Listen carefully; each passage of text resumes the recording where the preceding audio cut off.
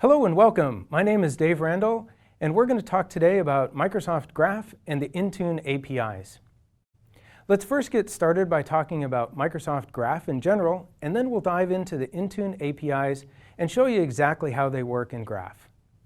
Microsoft Graph is our unified REST API, and it's a comprehensive developer experience that you can use for integrating data and intelligence exposed by Microsoft services.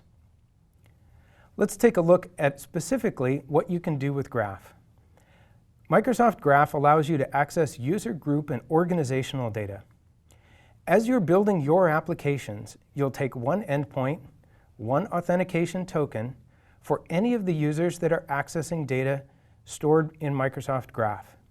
For example, if an organization has SharePoint, Outlook, OneNote, Planner, Teams, or Intune, all of that data can be accessed by using a single graph.microsoft.com endpoint. In order to use that endpoint, you're going to call an API. The base URL for the Graph API is simply https://graph.microsoft.com. The next thing that you're going to do is you're going to add a version to the end of that URL. The versions are either going to be v1.0 or beta. Beta indicates that the API is in preview. After that, you're going to append a resource. A resource is the specific bit of information that you're querying Graph for. For example, it could be users, or sites, or drives, or Intune managed devices. After that resource, optionally, you can specify a specific member from the collection of resources. You can also get a specific property of that member. And because of the way that Graph has data about all of the different services and they're linked together, you can use a navigation property to traverse to related resources. Lastly, in order to make your query much more useful, you can add a variety of different query parameters, such as a select query, or you can order by a specific field, or you can filter on a specific property. For example, in this query, I'm using filter equals user principal name equals david@thundercreek.onmicrosoft.com. Now, if I were to run this query, it would simply return to me the one user whose principal name was david@thundercreek.onmicrosoft.com. All of Graph APIs are OData compliant, so if you spend a little bit of time and research OData, you'll find all of the different ways that you can leverage Graph APIs and query information in Intune and other Graph-hosted services. When you're calling Graph, you're going to use one of 5 different standard HTTP methods: get, post, put, patch, and delete. Get will allow you to retrieve the information. Post, put, and patch will add or change the data. And of course, delete will delete an individual resource that you specify. JSON is the format of all of the data exchanged using Graph. So you'll retrieve information in JSON format, or you'll format that data and send it over to Graph APIs in JSON format as well. A few things that you need to know when you're building your applications with Graph. An Azure Active Directory global administrator for the company must consent your app in their tenant. You have to define specific permission scopes for your application, and those go along with the consent that a global administrator performs. Graph API will return a lot of information, and so Graph API supports and oftentimes requires paging. In the case of Intune, we'll typically return 1,000 objects per page. Graph also supports a new feature called batching. This allows you to specify several commands all in one single entry. It's usually faster to use batching. Lastly, I want you to watch the changelog. This indicates all of the new and updated APIs in Graph. Now, I know you want to get to build applications for Intune, and a couple of things that you need to know. First off, all of our Intune APIs require delegated permissions, so you're going to be logging in with an app and a user token.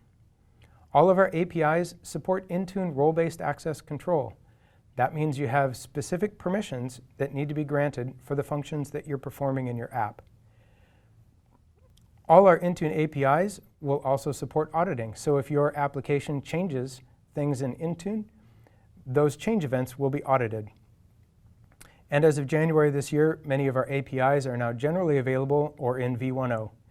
Some of them are also still in beta, so you'll need to make sure that you check both v1.0 and beta code trees. Let's spend a little bit of time in Graph Explorer and see exactly how this works. First off, I'm in the Azure portal, and I'm looking at the overview for Intune. I'll select Graph Explorer, and you'll notice I'm authenticated and logged in as the same user as I was in Azure portal. Now to help me along, I've got a couple of scripts that I've saved off in Notepad. So let's go take a look at the very first one. I'm going to copy this, and I'm going to paste it into Graph Explorer, which I think is just a fantastic tool for being able to easily understand all of the things you can do with Graph. When I click Run Query, and the query executes, it's going to tell me some basic information about the different devices that I have enrolled. In this case, you can see I've got 5 Android devices, 2 iOS devices, some Windows Mobile and Windows. Now the reason why we started out in the Azure portal is because, in fact, if we look at the list of devices, I have 11 compliant devices. This matches what we saw in Graph Explorer. Total number of devices is 11 devices. Let's go ahead and run the device overview, and you notice in the list of data that was returned by Graph, we have Android, iOS, Mac, and Windows devices. 5 Android, 2 iOS, and so forth. Now if we go over to the Azure portal and we look at the overview of the devices, you'll see that this donut chart matches exactly the same numbers. And the reason why is because the Azure portal is using that exact same Graph API call to return the information to display in the chart. So that is to say, everything that you can do in the Azure portal for Intune is called via Graph, and you can call it separately yourself. So let's take a look at a couple of other things that you can do with Graph. If I want to look at individual managed devices, or those are the devices that have been enrolled in Intune, let's take a look at that query. When I run it, you'll notice from my scroll bar that I've got a lot of data. This is all of the detailed information for every one of the devices that have been enrolled in Intune. Let's take a look. Here's one specifically, David Windows Phone, that was enrolled on 4/17 of 28. It's marked as compliant. We don't know whether it's been jailbroken. We can see a bunch of other properties, both hardware information as well as device information for this particular device. And in fact, if we went over to the Azure portal and we looked at a list of all devices, we'd find exactly that same one in Azure portal. So if we come over and look at the list of all devices in Intune, we'll see exactly the same list of devices that we had in Azure, over in Graph Explorer. And here's the David Windows Phone 4/17/28. So here's the specific record of information that we saw over in Graph Explorer. So to continue on with some of the other things we can do with Graph Explorer, the next thing that I want to take a look at is a specific device and just the device name and the user who logged in or enrolled that device. So here I've given a select query, and we'll see the device name as well as the user who enrolled that particular device. So a good example of how you can limit the list of data that you get back from Graph rather than seeing lots and lots of properties of information.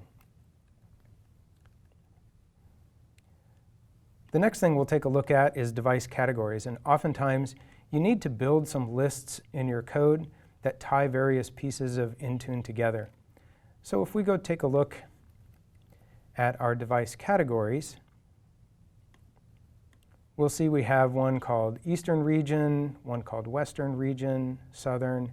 And if we go back to the Azure portal and we go to our device enrollment, look at device categories, you'll see exactly the same list: Western Region, Eastern, Southern, Boston, and so forth. Easy to tie together the data from a variety of different locations in the Azure portal by using Graph Explorer or Graph Queries. Now, many of you are managing applications with Intune, and so let's take a look at the mobile apps. And actually, I'm just going to grab this one, which is a filter on only to show the specific application name or the display name. So here's a list of the applications that I've got: PowerPoint, Excel, Canvas Paint, Zillow, Home Remote, and so forth. Again, really easy to get all of the data for all the applications that are in Intune.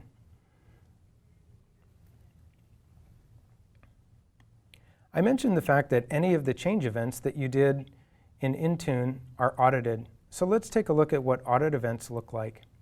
A lot of times our customers are interested in pushing audit events over to a security event and incident monitoring system. Here's a list of all of the different activities that were performed in Intune, who did them, and what the specific result was for those change events. So auditing, a great way for you to extend the capabilities of Intune changes into a reporting solution. So we've done a lot of gets, and the next thing that I'd love to show you is how we can actually make some changes in Intune. So the first thing that I'm going to do is we'll stay here in device management, but I'm going to go take a look at role definitions. Now, role definitions are where our role-based access control is defined, and we have a role here called the Policy and Profile Manager, and there's several more that are down here. Let's take a look at what they look like in the console. If I go to Intune Roles, look at a list of all my roles, here's that Policy and Profile Manager. You notice we have several built-in roles and a couple of custom roles. So we'll leave this right where it is. And now I'm going to go over and on the same role definition endpoint, I'm going to put that text into my request body. So by changing from get to post, we'll tell Graph Explorer, go create for me a new role definition using the data that's in the request body. We'll go run that. And because I got a status code 200, that succeeded.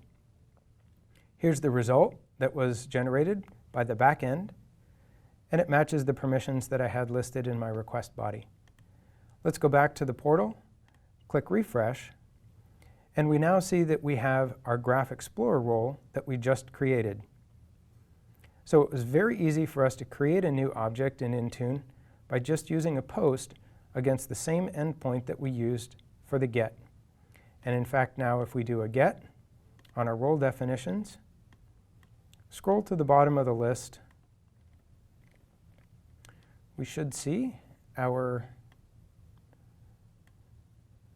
here is our role created in Graph Explorer, and here's the permissions that were generated for it.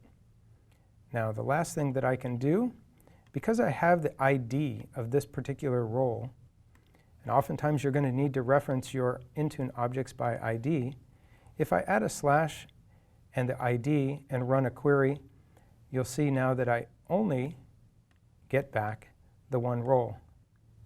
So the last action that we're going to perform is a delete and clean up the work that we just did.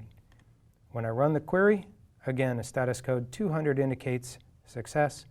We'll go back and refresh our list, and you'll see that our Graph Explorer role is now gone. So that's a quick tour of many of the different things that you can do in Graph Explorer with Intune APIs. Now that we've covered Graph Explorer, here are some of the other resource APIs that you're going to want to take a look at. In the first column on the left are our application-related APIs. For mobile applications or managed applications, those are going to be the core ones that you're querying. Now, I know a lot of customers use app protection policies, so the managed app policy is where you'll find those policies. A lot of Intune information also has status, like the managed app status, which indicates how those application deployments are succeeding, whether or not they're pending, or whether or not they've failed. In addition, things like Windows Information Protection Policy, VPP tokens, and managed ebooks are all part of the device app management area. On the right-hand side are our device-related APIs, such as managed devices, which we took a look at, Terms and conditions or enrollment profiles are used as new employees enroll with Intune, or device enrollment configurations. Device configuration, device state summaries indicate whether or not your device is enrolled and compliant, or you can create new configuration policies using the device configurations endpoint. And lastly, we took a look at the role definitions to see how Intune RBAC roles can be viewed and created. I hope you've seen how easy it is to use Intune and Microsoft Graph. There's a couple of things that I'd like you to do now. First, I want you to go to the Intune resources page at the highlighted link below and spend a little bit of time, make sure that you understand all of how to program Graph with Intune. Second, if you're using PowerShell, we have a great set of PowerShell commandlets that are available on a GitHub repository. Take some time, look through all of those. They've got great examples of how to leverage Intune APIs in Microsoft Graph. Lastly, go code, have some fun, and make Intune the center of your showpiece. Thanks.